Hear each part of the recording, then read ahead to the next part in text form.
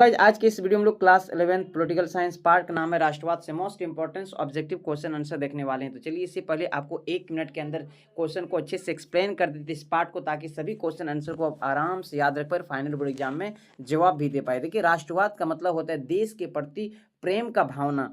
अब देखिए, राष्ट्रवाद का बहुत सारे गुण है, राष्ट्रवाद का बहुत सारे क्या है, कमी भी है। अब देखिए, राष्ट्रवाद का गुण क्या है कि अनेकता में एकता की भावना। उसके बाद राष्ट्रवाद से ही जो साम्राज्य का पतन हुआ, जैसे जितने भी राजाएं यहाँ पर शासन किया करते थे और यूरोप महाद्वीप के अलग अलग देशों में, लाइक फ्रांस में, तो फ्रांस के में वहाँ पर एक क्रांति हुआ था, फ्रांस की क्रांति, जो पेरिस से शुरू हुए थे 14 जुलाई 1789 को। 14 जुलाई 1789 को जो क्रांति हुए थे, वहीं से राष्ट्रवाद का जन्म हुए थे और अलग अलग देश में इसको पढ़े जाने लगे, समझने लगे, कहानी को बताने लगे। और कहीं ना कहीं एशिया महाद्वीप और यूरोप महाद्वीप भी इस चंगुल से छुड़ गए 20वीं शताब्दी में। भारत आज़ाद हुए लाइक 1947 में, कहीं ना कहीं अंग्रेज यहाँ पर शासन किए थे। तो राष्ट्रवाद की भावना से पूरे देश में बदलाव आए। लेकिन इसका कमी क्या है, क्षेत्रवाद, भाषावाद, नस्लवाद, ये सब में क्या होते हैं, भेदभाव हो जाने के कारण कहीं ना कहीं कमजोर पड़ जाते हैं। इसका देखिए गुण भी है तो कहीं ना कहीं। तो चलिए, आई होप समझ गए होंगे। तो चलिए हम लोग बिना लेट के अब क्वेश्चन आंसर को देखेंगे और वहीं से आपको समझाते जाएंगे। देखिए, फर्स्ट क्वेश्चन ये रहा आपके स्क्रीन के सामने। गुजराल सिद्धांत को अपनाया गया था, यह एक नीति था, 1996 में अपनाया गया था। ऑप्शन नंबर घ यानी कि डी इसका बिल्कुल सही जवाब हो जाएगा। तो गुजराल सिद्धांत को अपनाया गया था 1996-97 में। यह एक नीति था अपने पड़ोसी मुल्क यानी कि भारत के पड़ोसी मुल्क के साथ अच्छा संबंध बनाने का। राष्ट्र यानी किसी राष्ट्र का इतिहास उसके विकास में सहायक होता है। और ऑप्शन नंबर ए निरंतर ऐतिहासिक पहचान की भावना होगा। ठीक है, कनाडा में मुख्यतः, जो कनाडा एक देश है, मुख्यतः अंग्रेजी बोलने वाले लोग हैं, फ्रेंच बोलने वाले, अंग्रेजी और फ्रेंच या फिर स्पेनिश बोलने वाले लोग हैं। 4 विकल्प आपके सामने, तो याद रखिए वहां पर जो ज्यादातर लोग हैं अंग्रेजी और फ्रेंच बोलने वाले। ऑप्शन नंबर सी इसका राइट आंसर होगा, ग इसका राइट आंसर होगा। 4 नंबर में राष्ट्रवाद के विकास में एक बाधा, यानी कि राष्ट्रवाद के विकास में एक बाधा बन जाते हैं, एक बिल्कुल उसका रुकावट, एक दीवार खड़ी हो जाते हैं। कौन सा दीवार खड़ी हो जाते हैं, तो इसका राइट आंसर हो जाएगा सांप्रदायिकता।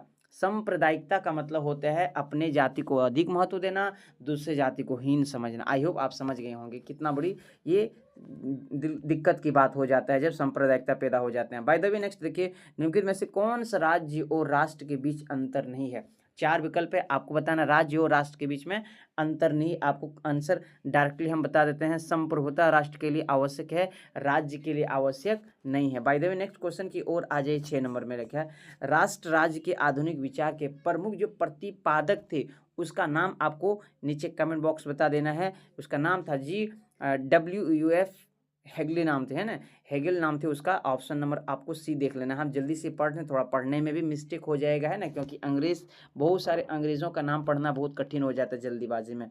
7 नंबर में देखिए, राष्ट्र शब्द किस भाषा से लिया गया, राष्ट्र शब्द जो लिया गया है किस भाषा से लिया गया, तो आपको बता दें 4 विकल्प आपको क्लास में भी बताया गया था, लेटिन से लिया गया था ना। उस विकल्प की पहचान करें जो भारतीय राष्ट्र का प्रतीक नहीं है, उस विकल्प को क्या करना है, पहचान करना। तो बहुत ही आसान है, अभी जस्ट पहले बताया, सांप्रदायिक हिंसा। सांप्रदायिक हिंसा इसका राइट आंसर हो जाएगा। कि 4 विकल्प में बताना उदार राष्ट्रवाद की विशेषता नहीं है। तो 9 नंबर का बिल्कुल सही जवाब दिए। क्या बात है, बहुत सारे बच्चे ख नंबर चुन रहे हैं, रक्त और जाति पर आधारित राष्ट्रवाद, बिल्कुल सही जवाब है।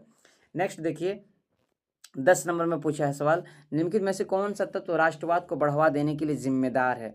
कौन है जिम्मेदार, साझा मातृभूमि, सामान्य भाषा, सामान्य जाति, उपरोक्त में सभी। बिल्कुल उपरोक्त में सभी हो जाएगा, इसका right answer all of this होगा। ठीक है, नेक्स्ट देखिए, 11 नंबर में पूछा है, जर्मन राष्ट्र का एकीकरण सर्वप्रथम किसके द्वारा किया गया था, पर्सिया द्वारा किया गया था। ऑप्शन नंबर ग इसका ऑप्शन नंबर सी बिल्कुल सही हो जाएगा। क्या बात है, नेक्स्ट क्वेश्चन की ओर आ जाइए। हम क्वेश्चन को जल्दी पढ़ रहे हैं, क्विक रिवीजन चल रहा है अभी, है ना। एक राष्ट्र एक राज्य के सिद्धांत का मुख्य समर्थक कौन था।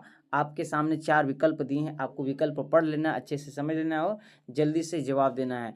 GS मिल थे, GS मिल थे, एक राष्ट्र एक राज्य का सिद्धांत के समर्थक थे वो।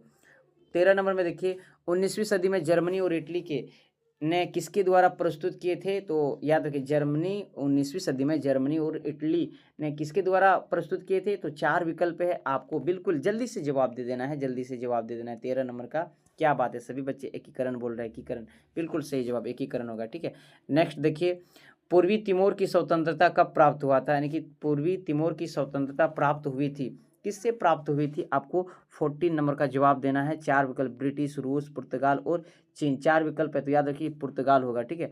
पुर्तगाल के पुर्तगाली कहते हैं, यूरोप महाद्वीप में, यूरोप महाद्वीप में, ठीक है। नेक्स्ट क्वेश्चन की ओर आज, राष्ट्रवाद की गुण क्या है? अभी हम जस्ट पढ़, राष्ट्रवाद की भावना मुक्ति आंदोलन की प्रेरणा देती, बिल्कुल सही है।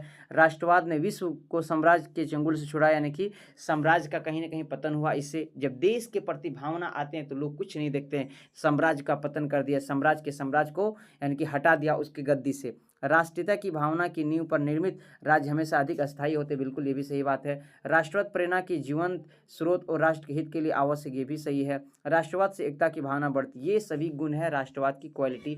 सब्जेक्टिव टाइप हम दे दिया, हो सकता है 3 विकल्प देगा, 4 में ऑल ऑफ दिस देगा तो ऑल ऑफ दिस में टिक कर देना है। नेक्स्ट देखिए 16 नंबर पे आ जाइए, राष्ट्रवाद के मार्ग में आने वाली कठिनाइयाँ क्या? देखिए कुछ ना कुछ कठिनाई भी है तो ये भी समझना है। सांप्रदायिकता, भेदभाव धर्म के आधार पर करते, जातिवाद, जाति पर भेदभाव, क्षेत्रवाद, क्षेत्र के अनुसार भेदभाव करते हैं, भाषावाद, भाषा की ये मेरा भाषा, ये मेरा भाषा, ये मेरा अच्छा भाषा, आपका भाषा ये अच्छा नहीं है, नस्ल के आधार पर ये भेदभाव करना, तो ये कहीं ना कहीं कठिनाई है राष्ट्रवाद के मार्ग में। नेक्स्ट देखिए 17 नंबर में लाइक पूछा है, राष्ट्रवाद के दायरे सीमाएं क्या है? तो क्षेत्रवाद हो जाएगा, नैतिक मूल्य का पतन, धार्मिक विविधता, आशा, आर्थिक विषमता, भाषाई विषमता, ये सभी क्या है राष्ट्रवाद की सीमाएं। आई होप ये वीडियो पसंद आई होगी तो इस वीडियो को लाइक कीजिए, अपने फ्रेंड्स के साथ शेयर कीजिए। मिलते हैं नेक्स्ट वीडियो में नेक्स्ट टॉपिक के साथ, तब तक के लिए पढ़िए और खूब आगे बढ़िए।